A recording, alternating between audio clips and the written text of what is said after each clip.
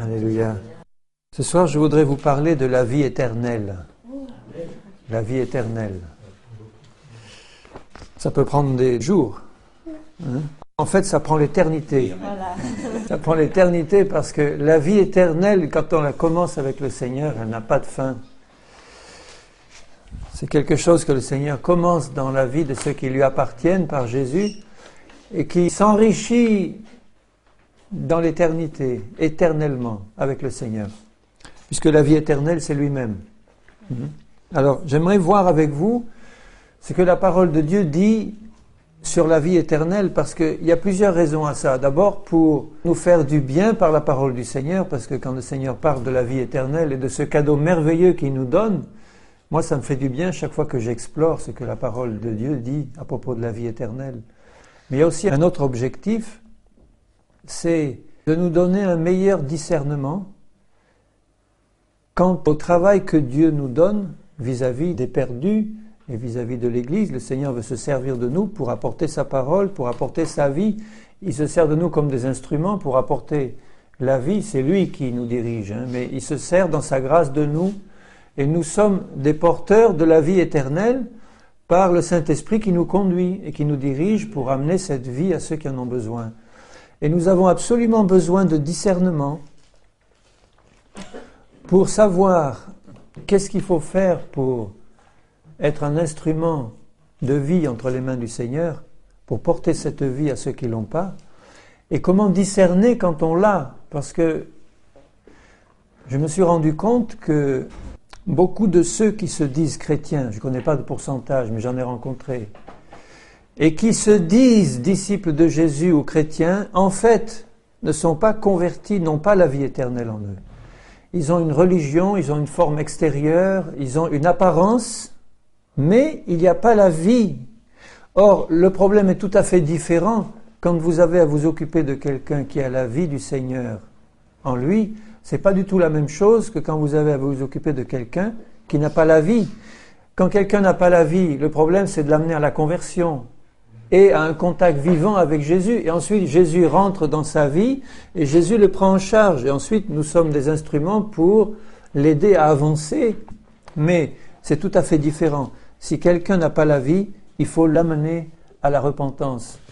Si un chrétien a la vie, la manière dont nous allons l'aider à avancer ne sera pas du tout la même. Et quand on essaye de s'occuper de quelqu'un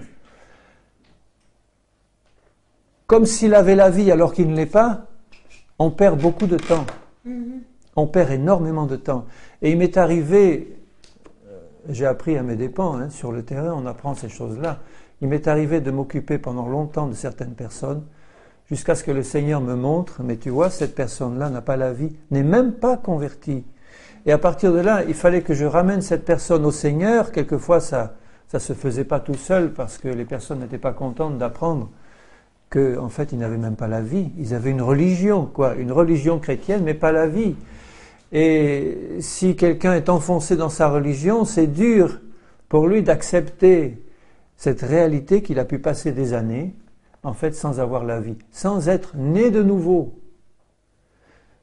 Ce qui est quelque chose, c'est d'être né de nouveau. Quand on est né de nouveau, on a la porte du ciel qui est ouverte et tout l'héritage céleste qui est pour nous. Quand on n'est pas né de nouveau, on est encore derrière la porte. On ne peut pas donner l'héritage céleste à quelqu'un qui n'est pas né de nouveau. On perd son temps. Il faut l'amener devant la porte et ouvrir la porte, le laisser rentrer, et une fois qu'il est dedans, il prend l'héritage céleste. Et là, il a la possibilité d'avoir des révélations par l'Esprit sur cet héritage et sur ce que signifie cette vie éternelle. Alors que le Seigneur nous donne ce discernement pour voir qui a la vie et qui ne l'a pas. Il faut vraiment le discernement du Seigneur. Et on peut la voir en sondant dans la parole ce qu'elle dit sur la vie éternelle et sur ce que font ceux qui l'ont. Ça nous permet aussi de nous encourager, de voir que la vie travaille en nous, que la vie de Dieu travaille en nous. Je lis ce verset dans Galates 6,15, « Car en Jésus-Christ, ce n'est rien que d'être circoncis ou incirconcis, ce qui est quelque chose, c'est d'être une nouvelle créature. » Ce qui est quelque chose, le reste n'est rien. Tu peux avoir une connaissance encyclopédique de la Bible, tu peux savoir par cœur la Bible sans être même né de nouveau. Tu peux être né de nouveau, n'avoir aucune connaissance biblique et dès le premier jour de ta nouvelle naissance, l'esprit qui agite en toi commence déjà à donner la sagesse du Seigneur et à réagir d'une manière que les scribes qui ont des années de connaissance biblique ne peuvent absolument pas approcher. C'était ce qui faisait la différence entre Jésus et les pharisiens de son temps. Les pharisiens de son temps et les scribes, ils avaient passé des années à étudier la Bible par cœur. Ils étaient passés par leurs écoles rabbiniques, leurs écoles de théologie, ils savaient partout. Et ils disaient, comment celui-là, il n'est pas passé par nos écoles? Qui lui a donné cette autorité? La différence, c'est que Jésus, non seulement il avait la vie, mais il est la vie. Il est la vie incarnée dans un corps de chair semblable au nôtre. Et quand il est venu sur cette terre, sa parole avait une autorité, une puissance qui était directement inspirée par la vie. Et les autres ont bien vu la différence. Et le peuple aussi a vu la différence. Et le peuple s'est agglutiné autour de Jésus parce que là, il y a la source de vie. Alors notre but, à nous chrétiens qui avons reçu la vie éternelle par la foi en Jésus, c'est de permettre à cette vie de grandir en nous jusqu'à sa plénitude. Jusqu'à sa plénitude. Et quand on est rentré dans la vie, on a commencé sur ce chemin à manifester pleinement la vie jusqu'à sa plénitude. On a vu les dernières fois où nous en avons parlé, en quoi consiste cet héritage merveilleux que Jésus nous a acquis lui-même et qui nous donne par la foi à nous qui avons reçu sa vie.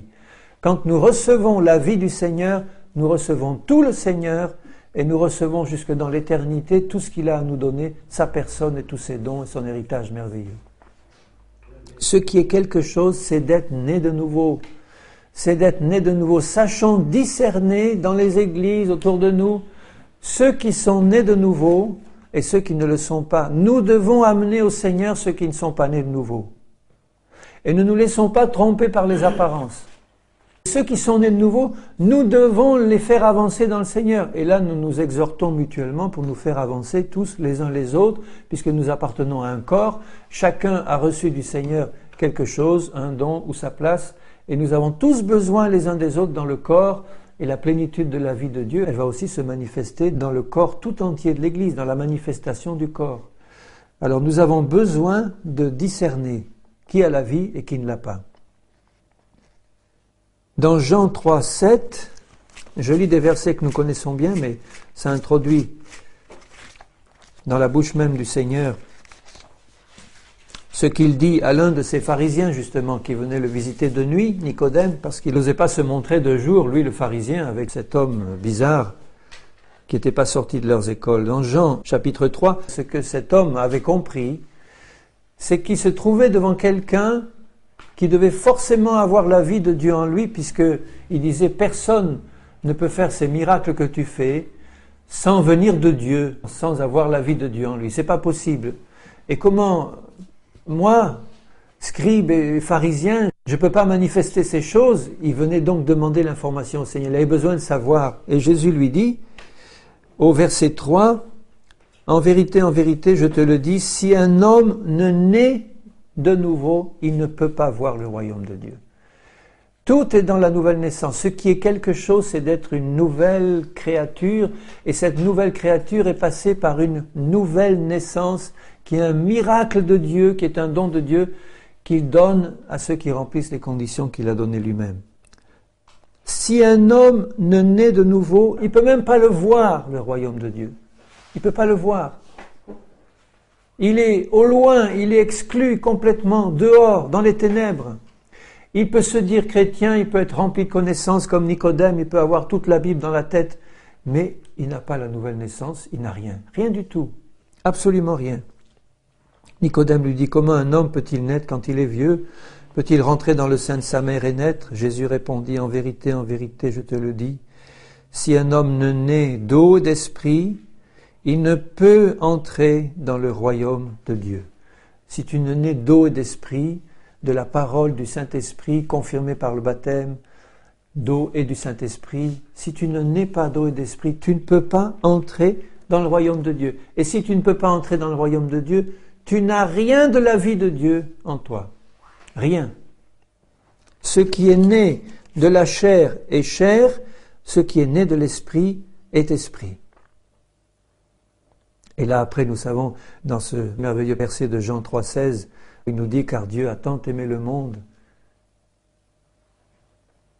qu'il a donné son Fils unique, afin que quiconque croit en lui ne périsse pas, mais qu'il ait la vie éternelle. » Donc c'est clair dans la parole du Seigneur, c'est clair que ceux qui n'ont pas la vie éternelle sont destinés à périr. Ceux qui ont la vie éternelle par le Fils de Dieu Jésus, ils ont la vie éternelle, ils ne périront jamais. Ils périront jamais. Tout est là, dans la nouvelle naissance. Et vous comprenez pourquoi la prédication de l'Évangile est si importante, que le message de l'Évangile doit être clair et net. Pour amener des gens à la repentance, on ne peut pas les amener n'importe comment. Il faut les amener comme le Seigneur le faisait. Parce que si on les amène d'une autre façon, ils vont rentrer dans une église, dans une religion, ils ne vont pas avoir vraiment la vie éternelle, ils risquent d'y rester des années ou toute leur vie, à végéter dans une vie chrétienne qui n'est pas la vie de Dieu, et à ne jamais rencontrer cette vie abondante du Seigneur, parce qu'ils ne sont pas tout simplement passés par la nouvelle naissance, parce qu'au départ, la prédication de l'Évangile était mauvaise. On leur annonce un mauvais évangile, un faux évangile, un mauvais Jésus ou un faux Jésus. Et ils sont baptisés dans un faux esprit. Si on leur annonce un autre Jésus que le vrai Jésus, qu'il soit maudit, qu'il soit maudit, anathème. Et il dit aux Corinthiens, et vous le recevez fort bien. À des gens qui étaient déjà nés de nouveau, il dit, faites attention, c'est pas acquis automatiquement, tu as reçu la vie éternelle, mais tu dois t'y attacher. Par la grâce du Seigneur, tu es attaché au Seigneur, il te garde. Mais la vie éternelle, c'est quelque chose qui nous est donné maintenant par la foi en Jésus, qui est acquis maintenant, mais nous sommes sauvés en espérant, c'est-à-dire que cette assurance du salut que nous avons maintenant, nous devons soigneusement la garder jusqu'à notre entrée définitive dans le ciel. Alors là, il n'y aura plus aucun risque. Mais tant que nous sommes sur la terre, nous avons l'assurance du salut, mais nous devons veiller sur notre salut pour pas nous le laisser entamer ou prendre par des fausses doctrines, des faux Jésus, des faux esprits qui circulent et cette séduction qui est partout dans le monde, qui essaie de gagner des âmes à l'erreur. Pourquoi ? Pour les faire sortir de la vie éternelle. Il y a des gens qui disent « Oh mais la vie éternelle, une fois que tu l'as, tu peux plus la perdre. Alors tu peux faire tout ce que tu veux, tu peux pécher n'importe quoi. » Ils vont pas le dire, évidemment, sous cette forme aussi crue. Mais ça consiste à dire, une fois que tu as reçu la vie, puisqu'elle est éternelle, tu ne peux plus la perdre, donc à la limite, tu peux pécher, tu peux être tranquille, tu peux pas perdre la vie éternelle. Or, c'est un faux enseignement clair et net, parce que moi, je vais vous citer le cas d'au moins 3 personnes dans la Bible qui l'avaient et qui l'ont perdu. Il y a le cas de Lucifer, qui était archange, qui avait été créé avec la vie éternelle. Il était en pleine présence de Dieu. Il devait la garder, la vie éternelle. Qu'est-ce qui s'est passé ? L'iniquité a été trouvée dans son cœur, il a perdu la vie éternelle et il a été rejeté. Donc il ne l'avait pas pour l'éternité, cette vie éternelle, tout en étant archange. Et Adam et Ève, au début, ils l'avaient la vie éternelle. Ils ont été créés saints, sans péché, avec la vie du Seigneur en eux, et ils ne devaient pas connaître la mort. Parce que Dieu avait dit, le jour où tu mangeras de ce fruit, tu mourras. Donc tant que tu n'en manges pas, tant que tu te contentes du fruit de l'arbre de vie et pas de l'arbre de connaissance, à ce moment-là, tu es tranquille, tu gardes la vie éternelle. Ils avaient la vie éternelle, ils ont désobéi à Dieu, ils ont mangé le fruit, ils l'ont perdu.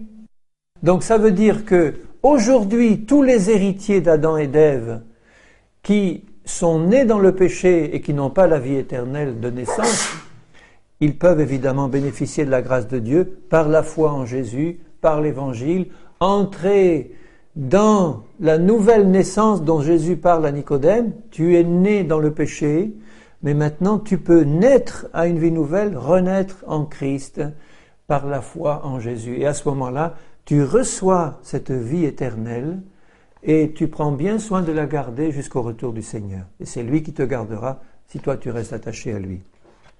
Alors ça, c'est important de le comprendre, que lorsque nous avons la vie éternelle, eh bien, la parole de Dieu nous donne des signes précis pour que nous n'ayons aucun doute. Il ne faut pas commencer à douter sur notre vie éternelle en disant est-ce que maintenant je l'ai ou je l'ai pas.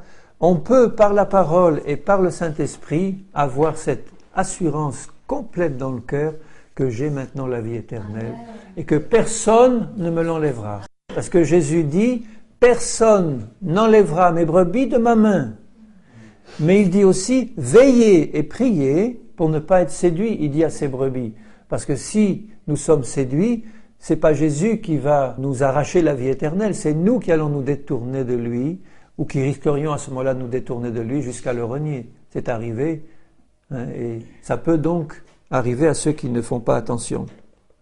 Alors, le Seigneur nous donne, dans sa parole, des signes clairs et nets qui nous montrent comment recevoir la vie éternelle, donc comment la porter aux autres, et ce que c'est quand on l'a reçue. D'abord, la première chose à faire pour recevoir la vie éternelle, c'est de se repentir. C'est la base du message de l'Évangile et c'est là que le bas blesse, au départ, dans la prédication de l'Évangile. Parce que si on annonce simplement un Jésus tout bon, qui va résoudre tous les problèmes de notre vie, nous guérir, nous délivrer, nous baptiser de l'Esprit, mais que l'accent n'est pas mis au départ, avant tout ça, sur la repentance, à ce moment-là, on ne va pas pouvoir pénétrer dans la vie éternelle parce qu'on ne peut y pénétrer que par la repentance. C'est le message fondamental de tout l'Évangile. D'abord Jean-Baptiste, ensuite Jésus, ensuite les disciples, ensuite tout le message de l'Évangile. Le message de la Bible tout entière, c'est « Repens-toi ». Repens-toi. Repentez-vous. Repentez-vous. C'est le message de Jésus. Dès son entrée dans le ministère, Jésus a commencé à prêcher. Il est dit dans Matthieu 4 et dans les autres évangiles, il commença son ministère à prêcher sous la puissance de l'Esprit et il disait « Repentez-vous, repentez-vous ». Et il parlait à tous. Donc, ne parlons pas à ce stade-là de liens spirituels, de démons qui, soi-disant, nous empêcheraient de nous repentir, que pour certaines personnes c'est impossible de se repentir. La Bible ne dit pas ça. Parce que Jésus prêchait la repentance à tous et il nous a jamais dit, vous savez, il y a une certaine catégorie de personnes qui ne peuvent pas se repentir. Si ces personnes-là arrivent au point où elles ne peuvent plus se repentir, c'est un jugement de Dieu parce que au début, Dieu les avait appelées à la repentance au moment où elles pouvaient se repentir et elles ont refusé de se repentir et à force de refuser de se repentir, elles ont endurci leur cœur et Dieu a fini par les endurcir et à les plonger dans un état où il n'est plus possible de se repentir. Et quand on arrive à cette situation-là, c'est sans espoir parce que maintenant c'est terminé. Mais ça, c'est la fin du processus. Au début, elles pouvaient se repentir. Quand Jésus a commencé son ministère et qu'il disait « Repentez-vous », il le disait à des foules entières et il attendait que tous viennent à la repentance. Alors on va juste revoir ce que Dieu dit à propos de la repentance parce que ça nous concerne nous aussi en tant que chrétiens. Et ça nous concerne quand on parle de Jésus aux païens. La repentance, rappelons-nous, est un don de Dieu. C'est un don du Seigneur. C'est pour ça que nous n'avons aucune excuse de ne pas nous repentir. On pourrait dire, oui, mais celui-là, il ne peut pas, le pauvre. La repentance est un don que Dieu veut donner à tous les hommes. Parce que Dieu veut que tous les hommes soient sauvés et parviennent à la repentance. Alors je lirai juste un verset, par exemple, dans 2 Timothée 2, 25. « Il doit redresser avec douceur les adversaires. » Il parle d'un serviteur du Seigneur qui redresse ses adversaires, dans l'espérance que Dieu leur donnera la repentance pour arriver à la connaissance de la vérité. La repentance permet d'arriver à la connaissance de la vérité. C'est pour ça que c'est une porte obligée. Dans l'espoir que Dieu leur donnera la repentance pour arriver à la connaissance de la vérité. Dieu veut donner la repentance, pourquoi ? Parce que sans repentance, il n'y a pas de connaissance de la vérité. La vérité, c'est Jésus, et Jésus dit, la vie éternelle, c'est qu'ils te connaissent, toi, le seul vrai Dieu, et celui que tu as envoyé, Jésus-Christ. Or, il dit là que Dieu donne la repentance pour qu'ils te connaissent. Il faut donc à tout prix annoncer la repentance aux perdus, aux païens et aux chrétiens qui vivent dans le péché, parce que c'est cette repentance qui va donner la connaissance de la vérité, donc de Jésus, et avec la connaissance de Jésus, on a la lumière qui nous permet d'en sortir. Mais Dieu veut que tous parviennent à la repentance. Dans Romains 2 et verset 4, il dit « Méprises-tu les richesses de la bonté de Dieu, de sa patience et de sa longanimité, ne reconnaissant pas que la bonté de Dieu te pousse à la repentance ?» Il parle à tous les hommes, là, l'apôtre Paul, tous ceux qui ne sont pas convertis, il dit « Est-ce que tu ne reconnais pas que c'est la bonté de Dieu qui te pousse à la repentance ?» Alors si Dieu nous pousse à la repentance, c'est pas lui qui va nous empêcher de nous repentir, surtout pas. C'est pas Dieu. Dans 2 Pierre 3,9, le Seigneur ne tarde pas dans l'accomplissement de la promesse comme quelques-uns le croient, mais il use de patience envers vous, ne voulant pas qu'aucun périsse. Et pourtant il y en a qui périssent. Vous voyez que par leur attitude ils annulent la volonté de Dieu. Ne voulant pas qu'aucun périsse, mais voulant que tous parviennent à la repentance. Et c'est pour ça qu'il prend patience. C'est pour ça même que peut-être il a retardé encore sa venue. Pour ça qu'il prend patience pour que tous parviennent à la repentance. Donc on a une image là d'un Dieu qui est tellement plein d'amour pour le pécheur, qu'il prend patience dans son jugement, qu'il a envoyé Jésus son Fils, qui a tout accompli pour nous. Parce que Dieu veut que tous les hommes parviennent à la repentance et sa bonté est en train de les pousser tous à la repentance aujourd'hui dans le monde entier. Qu'ils soient chrétiens ou pas chrétiens, mais au départ, quand on n'a pas la vie éternelle, la bonté de Dieu nous pousse à la repentance pour accepter la vie et entrer dans son merveilleux plan de salut. Donc quand Jésus entre dans son ministère et quand nous entrons dans le ministère du Saint-Esprit, eh bien, nous prêchons la repentance en sachant, il faut le savoir dans notre cœur, quand on parle à des païens, à ceux qui ne connaissent pas le Seigneur, ça nous encourage de penser qu'en ce moment même où nous lui annonçons Jésus, là, dans l'invisible, le Saint-Esprit est en train de pousser cette personne à la repentance, à la pousser. Par sa bonté, le Seigneur travaille son cœur. Il travaille avec nous, il se sert de nous pour annoncer la parole ou pour témoigner. Mais le plus important, c'est le travail secret du Saint-Esprit qui est en train de pousser la personne à la repentance que Dieu veut lui donner. Dieu veut lui donner la repentance pour entrer dans la vie. Et c'est un appui puissant pour notre foi dans nos témoignages de savoir que nous avons avec nous un Dieu puissant qui pousse à la repentance tous ceux à qui nous parlons de lui. Alors la repentance, il dit là simplement que c'est le fait, au départ, de revenir sur soi, de se poser la question, mais qu'est-ce que je suis en train de faire? Et comme le Saint-Esprit nous convainc de pécher, il est là à l'œuvre pour nous pousser à la repentance, on vient de le voir. Donc c'est simplement s'arrêter, regarder, écouter la voix du Seigneur et ouvrir les yeux sur notre état de péché. Tous les réveils du Seigneur ont commencé par une action profonde du Saint-Esprit pour amener à la repentance. Donc un véritable mouvement du Saint-Esprit, bien-aimés, écoutez bien ça, un véritable mouvement du Saint-Esprit ne va pas commencer dans la joie, il commence dans la tristesse selon Dieu. Et c'est dans la tristesse selon Dieu que le Saint-Esprit travaille pour montrer les péchés cachés ou tout ce qu'il y a encore comme opposition, rébellion au Seigneur, et que dans cette lumière, le Seigneur à ce moment-là révèle sa grâce et sa bonté, la puissance du sang de Jésus, la puissance de la foi en Jésus. Dieu pousse à la repentance pour nous faire changer de cap à 100%, nous faire retourner vers lui en disant « Seigneur, pardonne, je comprends maintenant à la lumière de ton esprit mon péché.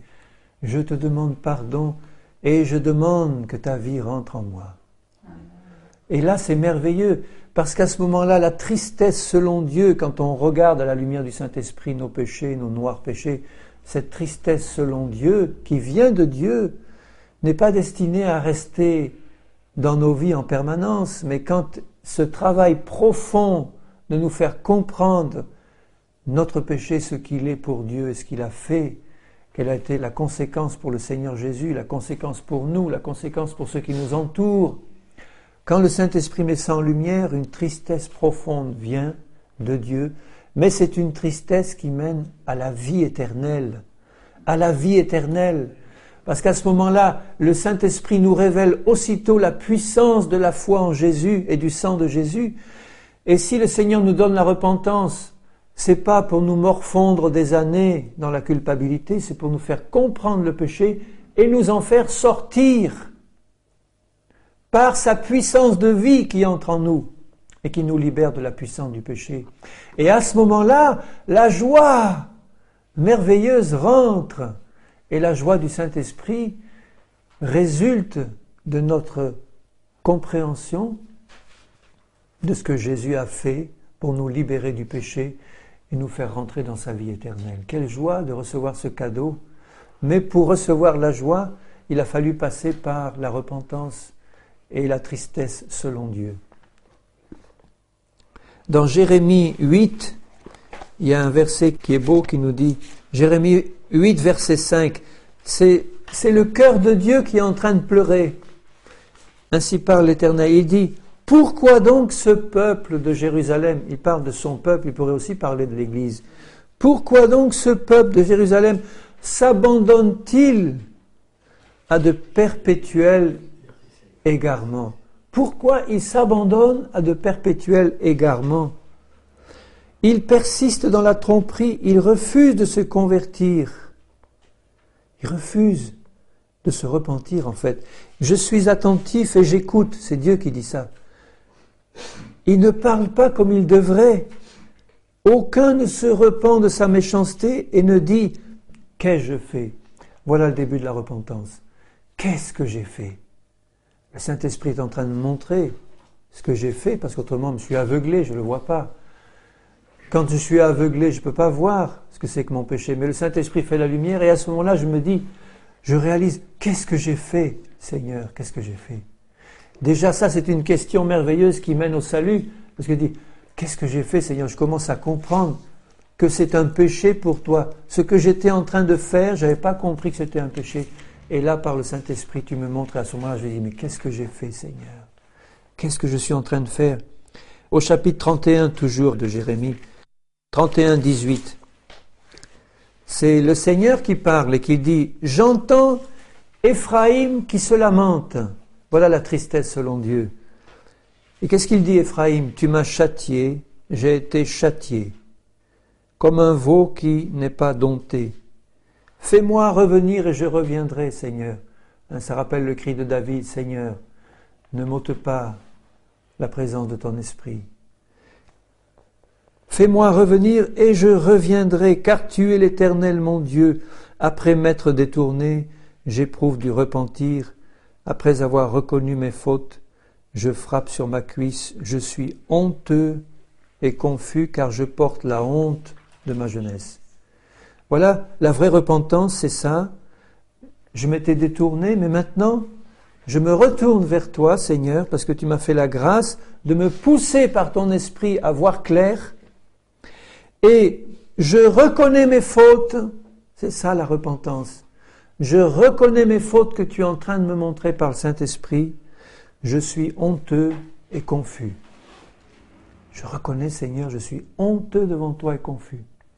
Une action profonde du Saint-Esprit est à l'œuvre à ce moment-là.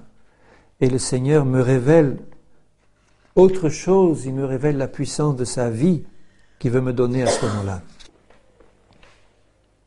Quand nous en arrivons à ce stade de reconnaître nos péchés, c'est ça le don de Dieu, hein? C'est le plus merveilleux. Comment est-ce que je peux me repentir si je ne vois pas que j'ai péché? Donc le don merveilleux de Dieu, c'est de m'ouvrir les yeux sur mon péché.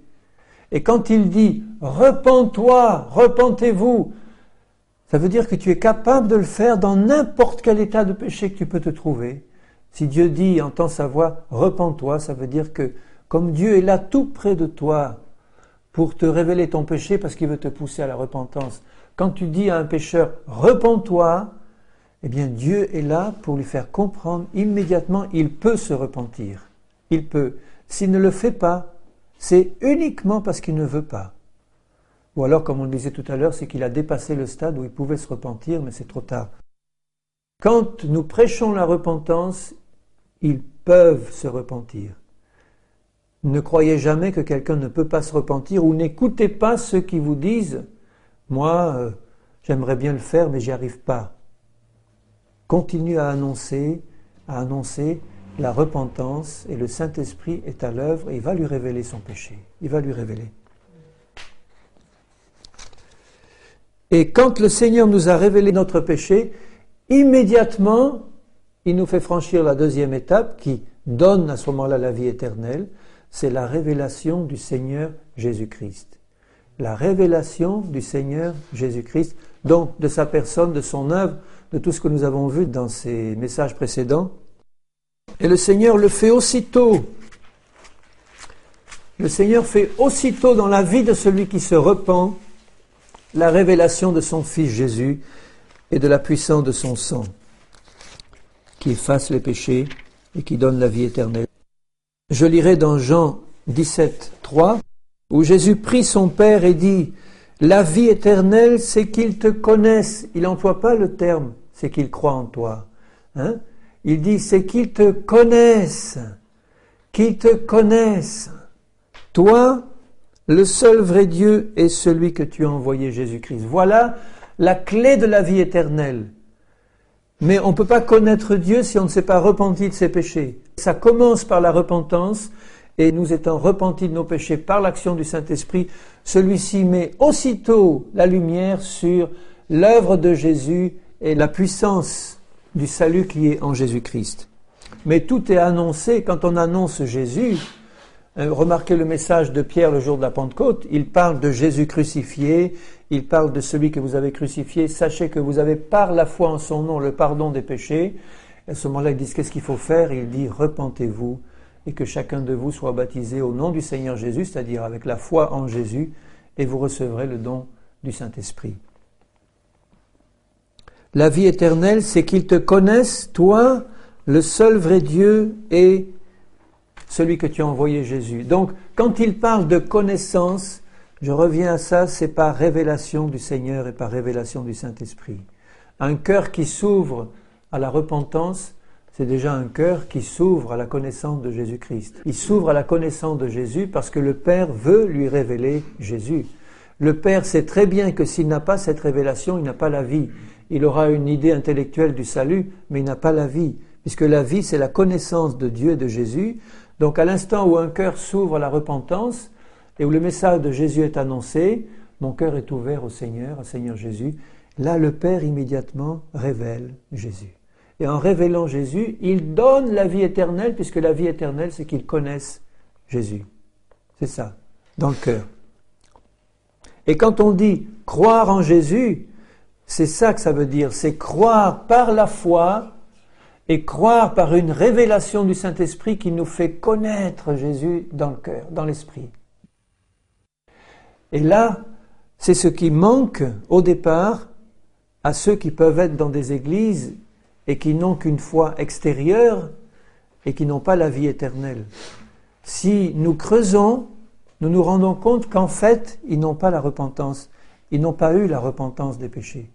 On leur a annoncé un évangile sans repentance, ou pas en mettant suffisamment l'accent sur la repentance des péchés. Et à ce moment-là, on est passé tout de suite à un Jésus qui bénit, qui pardonne, qui guérit, etc. Mais il n'y a pas eu la repentance au départ. S'il n'y a pas la repentance, il ne peut pas y avoir la connaissance de Jésus révélée dans le cœur par le Saint-Esprit. La connaissance, c'est la révélation par le Saint-Esprit de qui est Jésus et de ce qu'il a fait. Ce n'est pas encore le baptême dans le Saint-Esprit. Le baptême dans le Saint-Esprit, c'est la réception d'une puissance pour témoigner.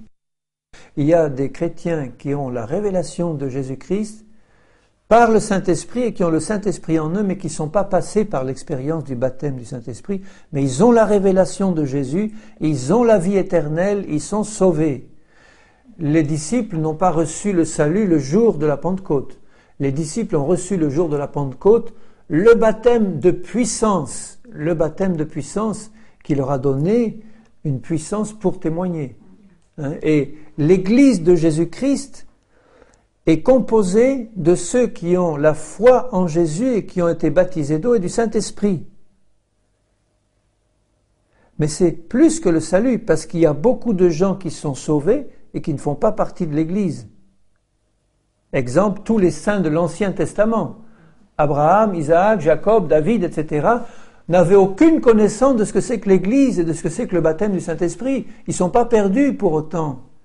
Ils sont sauvés, mais dans une autre dispensation, et ils n'avaient pas la connaissance du baptême du Saint-Esprit et de tout ce que ça comporte pour nous, chrétiens, qui avons la connaissance directe de Jésus. Donc il est important de comprendre que la révélation du Seigneur Jésus se fait par le Père qui donne par le Saint-Esprit cette révélation. C'est une illumination intérieure du cœur. Je me suis repenti de mes péchés, j'ai compris où mes péchés m'amenaient à la mort. J'ai compris que celui qui a été envoyé par le Père a porté sur lui mes péchés, mais il a aussi porté ma vieille nature, et puis il m'a fait mourir en lui et fait ressusciter à une vie nouvelle. Et là, par la foi en Jésus, je reçois une nouvelle naissance en lui. Et tout commence là. Le reste, y compris le baptême dans le Saint-Esprit, vient après. Ça peut se faire immédiatement au moment de la conversion, ça aussi. Donc c'est ça, la connaissance de Dieu qui vient par la foi en Jésus, et la foi en Jésus donne la révélation de Jésus-Christ. C'est pour ça que quand nous sommes en contact avec ceux qui se disent chrétiens et qui ont d'énormes difficultés à marcher une vie d'obéissance ou une vie chrétienne normale, qui sont constamment dans le péché, dans l'échec, etc., bon, il faut vérifier s'ils ont eu l'enseignement de la mort en Jésus et de la résurrection en Jésus. Mais il faut vérifier si, au départ, ils ont eu la repentance de leurs péchés au moment où on leur a annoncé Jésus-Christ. C'est pour ça que, en ce qui me concerne, quand j'ai un doute sur une personne pour savoir si elle a la vie éternelle ou pas, je lui demande son témoignage. Et je lui dis, dis-moi comment tu as rencontré le Seigneur, qui est Jésus pour toi, donne-moi ton témoignage. Et en creusant, en demandant le discernement du Seigneur, je dis, Seigneur, éclaire-moi pour me montrer dans quelles conditions cette personne a reçu au départ ton message, qu'est-ce qu'elle a compris, et aujourd'hui, qu'est-ce qu'elle a comme certitude dans son cœur. Et quand on fait parler la personne avec la prière dans le cœur, discernement du Seigneur, on voit très vite si au départ ça s'est fait dans des bonnes conditions, si maintenant cette personne a une totale assurance de la vie éternelle par le pardon de ses péchés, ou si elle a des doutes, ça se voit très vite dans la manière dont elle parle. Très vite. Il suffit de demander à quelqu'un, si aujourd'hui tu meurs, est-ce que tu es absolument certain de rentrer dans le paradis? S'il n'y a pas un oui immédiat, c'est qu'ou bien c'est un chrétien qui n'a pas confessé ses péchés et qui vit encore dans le péché. Bon, là, il faut qu'il l'amène à confesser immédiatement, mais c'est souvent quelqu'un qui n'a pas la vie éternelle parce qu'il n'a aucune assurance de son salut, parce qu'il ne l'a pas tout simplement. Parce qu'au départ, il n'y a pas eu de repentance, il n'y a pas eu vraiment de révélation de Jésus. Et si quelqu'un me dit « Ah, mais je ne sais pas, moi, je ne sais pas en fait, hein, si Dieu veut, il aura pitié de moi parce qu'il voit que je suis honnête et sincère, que j'essaye de vivre honnêtement pour lui. » Ça, il n'y a pas la vie là. Il n'y a pas la vie. Ce n'est pas un témoignage vivant. Quelqu'un qui dit ça, c'est quelqu'un qui est encore au niveau des œuvres, au niveau de la religion. Et il y a tant d'églises bien-aimées, tant de chrétiens de nom qui en sont encore là. Ce n'est pas une question de perfection manifestée. C'est une question d'avoir reçu la révélation de la vie éternelle par la foi en Jésus. C'est quelque chose que quand tu l'as reçu, on ne peut pas te l'enlever.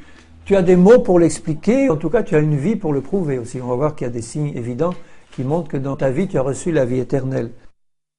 Je lirai dans Jean quelques versets. Dans Jean 3 et au verset 36, il dit « Celui qui croit au Fils a déjà la vie éternelle. » Ce n'est pas quelque chose de futur après la mort. Tu as déjà maintenant quand tu crois. Mais attention, croire, c'est ce qu'on vient de dire, c'est écouter l'annonce de l'Évangile, de la repentance et de l'œuvre de Jésus, et recevoir par le Saint-Esprit la révélation de Jésus. C'est pas simplement interroge dans la rue des gens en disant « Tu crois à Jésus ?» Il y en a qui te diront « Oui, je crois en lui », mais ils n'ont pas la vie éternelle, parce qu'ils n'ont pas eu la révélation de Jésus en profondeur dans leur cœur, parce qu'ils sont passés par la repentance, ils n'ont pas eu cette révélation. Donc c'est pas simplement tu as entendu parler de Jésus, tu crois qu'il existe? Oui, je crois qu'il existe et je crois en lui. Ça donne pas la vie éternelle, ça. C'est la repentance et la foi révélée par le Saint-Esprit qui te montre ton état de péché, qui te montre que Jésus a payé pour toi. À ce moment-là, par la révélation du Père, tu acceptes l'Évangile, tu ouvres ton cœur et tu reçois la vie par la foi en Jésus. Celui qui ne croit pas au Fils de Dieu n'a pas la vie, mais la colère de Dieu demeure sur lui. Vous vous rendez compte comme c'est important d'avoir la vie. Si nous n'avons pas la vie, la colère de Dieu demeure sur nous. On peut faire toutes sortes d'œuvres pour le Seigneur, on n'enlève pas la colère de Dieu. On ne peut l'enlever qu'en ayant la vie reçue par Jésus. Et un peu plus loin dans Jean 5, au verset 24, il dit « en vérité, je vous le dis, celui qui écoute ma parole et qui croit à celui qui m'a envoyé a la vie éternelle. » Tout ça, ce sont aussi des signes pour nous et pour ceux que nous observons et que nous aidons, pour nous permettre de comprendre s'ils ont ou pas la vie éternelle. Il dit là, « celui qui écoute ma parole », la parole de Dieu nous est disponible. Si quelqu'un n'a pas la vie éternelle, il n'écoutera pas la parole. Parce que la rébellion et la désobéissance est dans son cœur. Ça ne veut pas dire que les chrétiens écoutent tout le temps la parole, mais ça veut dire qu'ils sont disposés à l'écouter quand ils ont la vie éternelle. Et même s'ils vivent dans la faiblesse ou dans le péché, s'ils ont commis un péché, à ce moment-là, parce qu'ils ont la vie éternelle en eux et qu'on va leur annoncer la parole, ils vont l'écouter. Ils vont l'écouter. Celui qui écoute ma parole et qui croit à celui qui m'a envoyé, c'est-à-dire le Père, a la vie éternelle et ne vient pas en jugement, mais il est passé de la mort à la vie. Donc, si quelqu'un à qui tu parles a une oreille ouverte, malgré ses faiblesses, malgré ses péchés, il est honnête, il les confesse et il dit d'accord, je le reconnais honnêtement devant le Seigneur et je compte sur lui pour qu'il m'en sorte. Mais j'ai l'oreille ouverte et le cœur ouvert à la parole du Seigneur. La vie éternelle est en train d'agir, ou la vie éternelle est en lui, parce qu'il écoute la parole du Seigneur. Quelqu'un qui n'écoute pas la parole n'a pas la vie.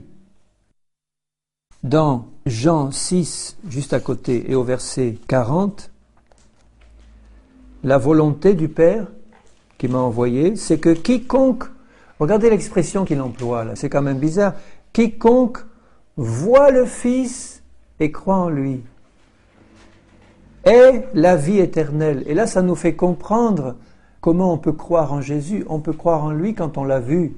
Et comment on peut le voir? Par la révélation du Saint-Esprit. C'est une vision spirituelle. Hein. Quiconque voit le Fils, comment tu peux voir le Fils aujourd'hui?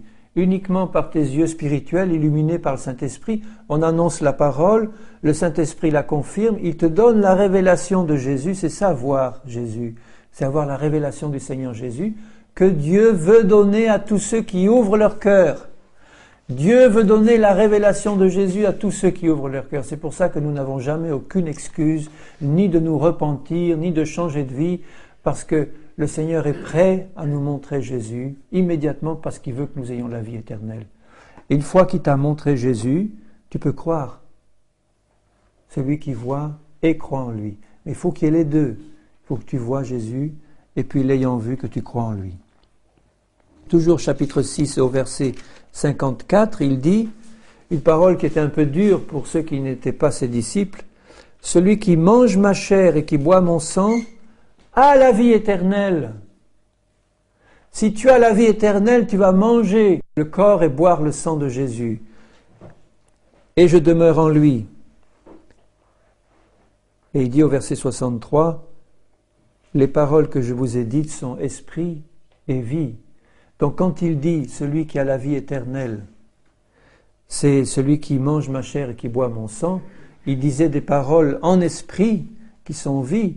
Ça veut dire que si tu as la vie éternelle, celui qui se nourrit du Seigneur, de sa personne et de sa parole, et celui qui se nourrit de son sang constamment. On a vu la dernière fois l'importance des trois qui témoignaient sur la terre, l'esprit, le sang et l'eau de la parole. Là, c'est un peu la même idée que Jésus veut nous faire comprendre. Si sur cette terre, tu te nourris en permanence de la parole qui est l'eau et du sang de Jésus, tu te nourris de son sang et tu te nourris de la parole, de la chair de Jésus, tu as la vie éternelle. Tu as la vie éternelle. Et celui qui a la vie éternelle, il se nourrit en permanence de l'eau et de l'esprit. Donc si tu vois quelqu'un rechercher constamment la communion de la parole et la communion du Saint-Esprit, c'est déjà un bon signe qu'il ait la vie éternelle. Hein. En esprit, au verset 68 du même chapitre 6, Simon-Pierre lui dit, puisqu'il y en avait beaucoup qui partaient, et Jésus dit à ses disciples, vous aussi, vous voulez partir? Simon-Pierre lui dit, Seigneur, à qui irions-nous?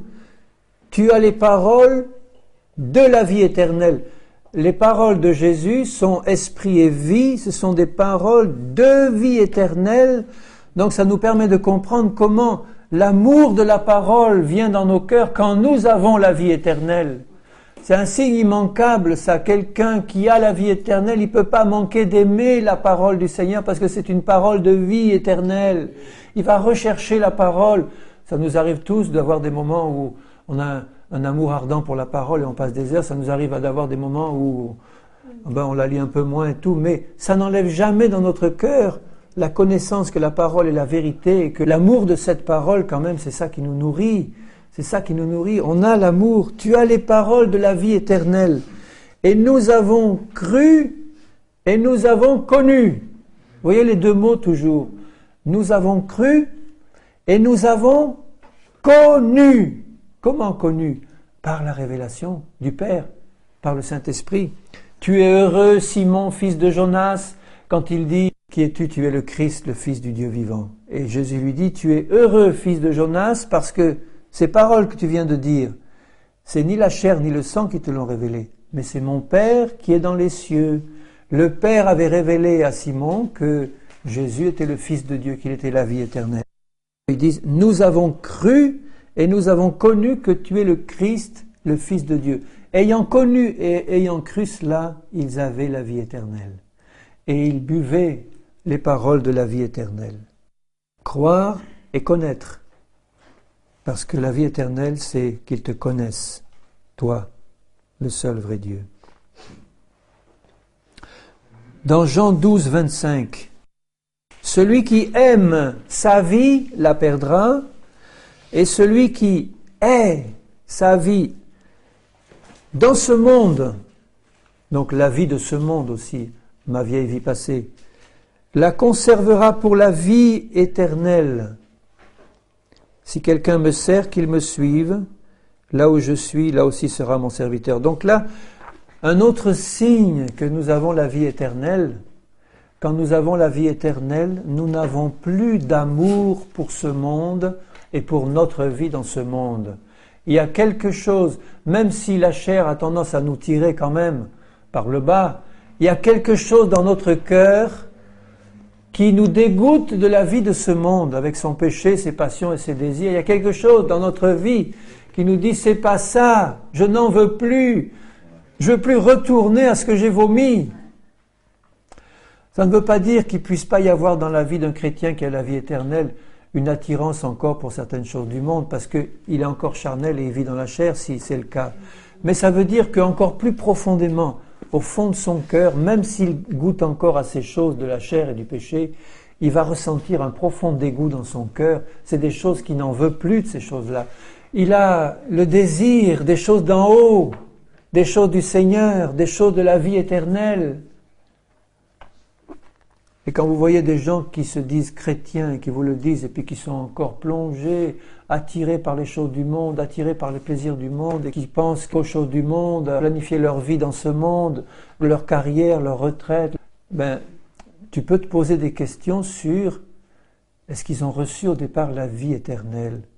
Alors ne vous trompez pas, ça ne veut pas dire qu'on ne va pas prendre soin de son travail, de sa retraite et tout ça quand on est chrétien, mais notre cœur n'est pas attaché à ces choses, notre cœur est attaché au Seigneur d'abord, on lui fait confiance et le reste vient après, ça n'a plus aucune importance, même si nous en étions privés, même si aujourd'hui la sécurité sociale s'écroule à fond, ce qui risque peut-être d'arriver bientôt, à ce moment-là, que tu n'aies plus aucune protection sociale, ni retraite, ni rien, comme beaucoup de nos frères d'Afrique, à ce moment-là, tu diras, Alléluia, tant que j'ai la vie éternelle, j'ai tout en Jésus-Christ. Tout peut s'écrouler, j'ai la vie éternelle, Seigneur. C'est bon, c'est merveilleux. Alors que maintenant, aujourd'hui, Il y a tellement de choses dans nos pays occidentaux qui nous retiennent dans ce monde, qui nous accrochent de la naissance à la mort, là, dans ce système humain, que, en tant que chrétien, si on a la vie éternelle, on ne peut pas manquer de se dire, mais Seigneur, ça me pèse. Je ne suis pas attaché à ces choses-là. Même si j'en profite, même si je touche un remboursement médical ou autre, bon, mais c'est pas ça qui va faire ma vie. Si j'en suis privé, ça fait rien, je vais pas en faire un drame. J'ai la vie éternelle, c'est l'essentiel, Seigneur. Alléluia. Je hais ma vie, le terme employé par Jésus. Est-ce que tu as de la haine pour ta vie dans ce monde, pour ta vie passée ou pour les choses que tu peux encore faire dans l'esprit du monde? Si tu essayes d'avoir la vie de ce monde avec toi, eh bien tu te mets Dieu à dos. Mais si tu as la vie éternelle, eh bien tu vas aimer les choses d'en haut qui ne sont pas de ce monde. Dans Actes 13, 46, Paul et Barnabas leur dirent avec assurance, ils étaient en train de prêcher l'évangile et il y avait des juifs qui refusaient la parole, ils n'étaient pas contents, ils étaient jaloux des miracles, des signes, et ils refusent. Alors Paul et Barnabas leur dirent, et ça me permettra de faire une parenthèse sur la manière dont on doit annoncer l'évangile. On fait trop de sentiments. On essaye de se raccrocher à des pécheurs qui ne veulent pas du Seigneur et qui veulent nous apitoyer sur leur sort misérable, alors qu'en fait ils ne veulent pas se repentir. Et au lieu de leur parler directement et fermement avec tout l'amour du Seigneur, comme Paul et Barnabas, Paul était rempli du Saint-Esprit, et je suis sûr que Paul aurait pardonné 70 fois 7 fois à un pécheur qui venait lui demander pardon. C'est pas ça le problème, parce qu'il voyait la repentance et le désir d'en sortir. Mais quelqu'un qui se dit chrétien, qui ne veut pas marcher dans la repentance et dans la sainteté, c'est quelqu'un qui se séduit lui-même, qui essaye de séduire les autres. Et dans ce cas-là, la réponse de Paul, elle était ferme. Il y a parmi vous quelqu'un qui couche avec sa belle-mère et vous n'avez pas mis celui-là dehors. Alors moi et mon esprit étant rassemblés par la puissance de son esprit, eh bien que cet homme soit livré à Satan pour la destruction de la chair, pour que l'esprit soit sauvé au jour du Seigneur Jésus. Et il dira, quelqu'un qui se dit frère, dans la 2e aux Thessaloniciens, et qui ne travaille pas, qui vit de paresse et qui va picorer dans l'assiette des uns et des autres, et qui dit qu'il a la vie éternelle, n'ayez pas de contact avec lui, ne le recevez pas chez vous, ne le recevez pas à votre table. Si tu veux manger, tu travailles. Bon, ça ne veut pas dire évidemment qu'il ne faut pas aider un frère qui est en difficulté momentanée, mais quelqu'un qui se dit chrétien, tu ne peux pas avoir la vie éternelle si tu fais ça en te disant chrétien. C'est pas possible. En tout cas, eh bien, tu le traites comme un païen. Et ça va lui donner honte. Et là, il dit à des Juifs qui refusaient le message de l'Évangile, au verset 46, Paul et Barnabas leur dirent avec assurance. C'était donc des Juifs pas convertis, ils n'avaient pas la vie. C'est à vous, premièrement, que la parole de Dieu devait être annoncée. Et ils leur ont annoncé. Mais puisque vous la repoussez, et que vous vous jugez vous-même indigne de la vie éternelle, voici, nous nous tournons vers les païens, car ainsi nous l'a ordonné le Seigneur, je t'ai établi pour être la lumière des nations, pour porter le salut jusqu'au Messie. Il parlait à des Juifs, peuple de Dieu, c'était eux qui devaient recevoir en priorité la parole. Il va les trouver, ils refusent, il leur dit, vous n'en voulez pas? Eh bien, je vais me tourner vers les autres. Vous refusez la parole, vous vous jugez indigne de la vie éternelle, je ne vais pas perdre mon temps avec vous.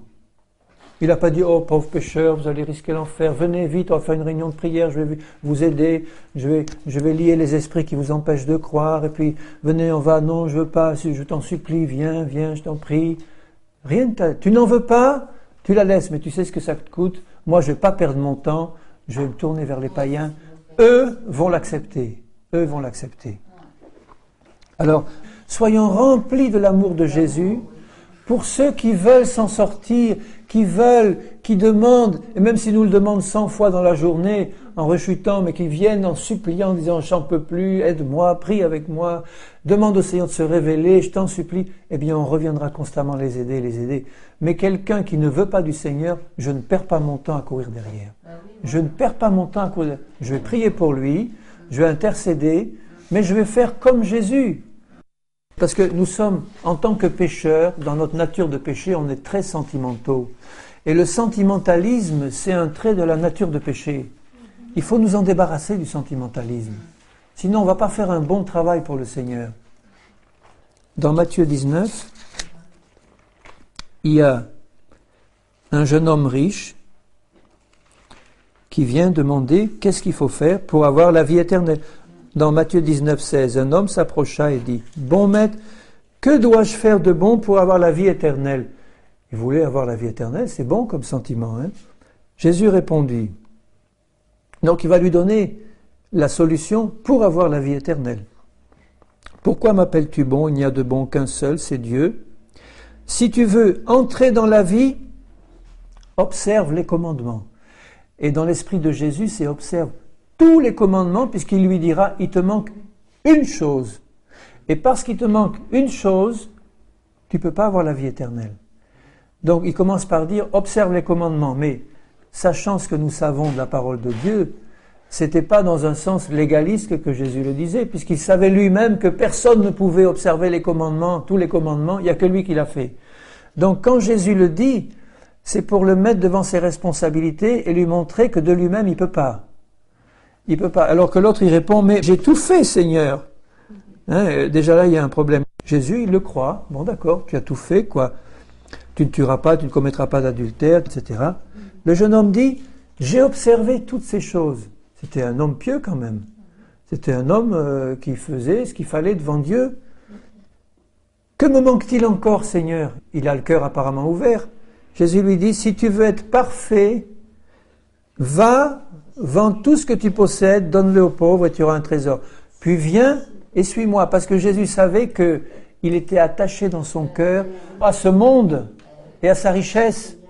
Il avait tout observé et une chose manquait, il était attaché à ses sous.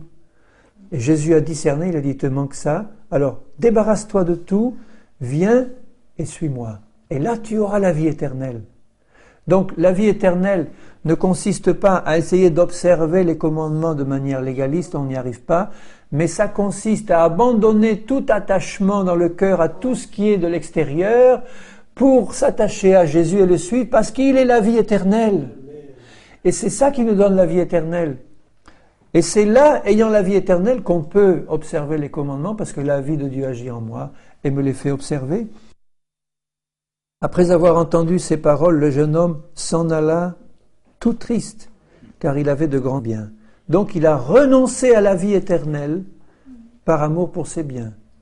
Jésus dit à ses disciples, « Courez vite derrière lui, le rattrapez, parce qu'il va à sa perdition. » Rien. Il le laisse partir à la mort. Il l'a mis devant ses responsabilités, il lui a dit, « Voilà ce qu'il faut que tu fasses, suis-moi. » Tu ne veux pas me suivre, je ne vais pas te forcer, je ne vais pas courir derrière toi pour te faire suivre de force la vie éternelle. Je t'ai simplement annoncé ce que tu devais faire, tu es capable de le faire, tu sais tout maintenant, maintenant je te laisse avec ma parole. Et heureusement qu'il dit, au verset 25 et 26, les disciples disent, mais qui peut donc être sauvé? Et Jésus les regarda et dit aux hommes, c'est impossible, mais à Dieu, tout est possible, à condition que tu laisses tout pour suivre Jésus. Parce que Dieu ne va pas te forcer à rentrer dans la vie éternelle. Tout est possible à Dieu, ça veut dire rien ne va empêcher le Seigneur, quel que soit ton passé, quel que soit ton fardeau antérieur, rien ne va empêcher le Seigneur de te faire pleinement entrer dans toute la vie éternelle si tu suis Jésus et si tu acceptes de renoncer à tout pour suivre Jésus. Et là, tu as tout. Tout est donné. Alléluia. Par la foi en Jésus. C'est clair. Dans Luc 10, il y a un docteur de la loi, qui interroge Jésus en disant, Luc 10, 25, « Que dois-je faire pour hériter la vie éternelle ?» Donc chacun a une réponse correspondant à l'état de son cœur. Hein. Là, il lui a pas dit de vendre tout pour moi. Il lui a dit, que dois-je faire? Et Jésus lui dit, qu'est-il écrit dans la loi? Qui lis-tu? Il répondit, tu aimeras le Seigneur ton Dieu de tout ton cœur, de toute ton âme, de toute ta force et de toute ta pensée, et ton prochain comme toi-même. Tu as bien répondu, lui dit Jésus, fais cela et tu vivras. Mais Jésus savait très bien qu'on ne pouvait pas le faire sans le suivre. C'est pour ça qu'il a été envoyé, qu'il prêchait la vie. Et c'est pour ça que des gens comme Nicodème ou Joseph d'Arimathée ont compris qu'il fallait suivre Jésus pour faire ça. Donc ce docteur de la loi, il savait aussi que on ne pouvait pas appliquer ces commandements si on n'avait pas pleinement le Seigneur dans son cœur. Il les connaissait bien, les commandements de la loi, puisqu'il les récite là par cœur. Mais Jésus lui dit, fais cela, sous-entendu, suis-moi, parce que c'était son message, la repentance, et suivez-moi. Laisse tout et suis-moi. Mais lui, voulant se justifier, dit à Jésus, et qui est mon prochain? Allez, on discutaille, on coupe les cheveux en quatre. Et Jésus lui donne la merveilleuse parabole du Samaritain. Mais pour dire que la vie éternelle, tu vois, il dit, qu'est-ce qu'il faut faire pour avoir la vie éternelle? Eh bien, tu aimes Dieu de tout ton cœur, de toute ton âme, et ton prochain comme toi-même. Donc c'est un signe aussi pour nous, quand nous observons ceux qui disent être chrétiens, est-ce qu'ils ont la vie éternelle en eux? Un des signes encore, c'est est-ce qu'il y a de l'amour pour Dieu et pour Jésus dans leur cœur? Mais le véritable Jésus de la parole, pas un faux Jésus qui est présenté et qui passe la main sur les péchés en disant « je t'aime quand même, tu peux vivre dans ton péché, moi je suis plein de grâce, je sais que tu ne peux pas t'en sortir, ben reste-y, écoute, moi je suis toujours là dans l'amour pour toi », ça c'est un faux Jésus. Le vrai Jésus, qui est révélé par le Saint-Esprit à ceux qui veulent connaître la vérité, c'est celui qui nous libère de l'esclavage du péché par la foi en lui. Alléluia. Alors, en conclusion, j'avais encore noté des tas de choses à dire, mais enfin, non, c'est trop. Prochaine fois, oui, je conclus. Alors, la conclusion, en quelques phrases, la vie éternelle est un don de Dieu à ceux qui se repentent, c'est-à-dire à ceux qui s'ouvrent simplement au Seigneur, qui les pousse à la repentance. On revient à la question d'honnêteté. Si tu es honnête devant le Seigneur, tu peux recevoir la vie éternelle par la foi en Jésus. La repentance, donc, et cette vie éternelle que je reçois par la repentance, est une vie qui me fait produire du fruit. Si ma vie ne produit pas de fruit, si je ne vois pas une progression dans le fruit, si je ne vois pas ma vie produire du fruit, eh bien je peux m'interroger sur la vie éternelle. Ou si je ne vois pas quelqu'un qui se dit chrétien produire du fruit digne de la repentance, là je vais m'interroger, je vais pouvoir l'aider à ouvrir les yeux. La vie éternelle nous est nécessaire pour croire et ne pas périr. On a la foi quand on a la vie éternelle. C'est curieux, hein? C'est ça. Quand on reçoit la vie éternelle, on a la foi de Dieu.